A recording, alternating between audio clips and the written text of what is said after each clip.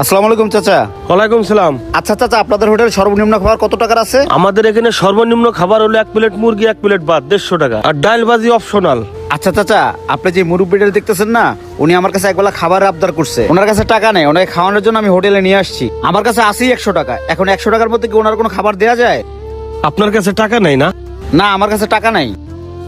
এই শিমুল, এদিকে আয়। আইতাছি।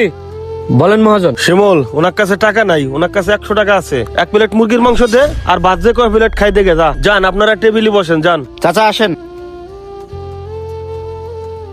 কি ব্যাপার মহাজন, আপনি কি পাগল হয়ে গেছেন? আপনি যারে তারে মাগনা খাওয়ান, এরকম করলে তো আপনার ব্যবসা 2 মাসে চাঙ্গা উঠবো। মহাজন, আপনি এমনি ঋণে অনেক জর্জরিত। আর কি কইলেন ওদের কাছে টাকা নাই? ওনার পকেটে আমি লাখ টাকার বান্ডিল দেখছি, আর আপনি কোন হের কাছে টাকা নাই? শিমুল, একজনের কাছে টাকা থাই যদি না করে, তাইলে করার কিছু নাই। শোন, আর একটা কথা মনে রাখবি, মানুষকে খাওয়াইলি কখনো কমে না। আল্লাহ তাআলা সেখানে আরো বরকত দেয়। তোরে যা কইছি তাই কর, যা। আমার কি, আপনার হোটেল আপনার যেমন চায় তাই করেন।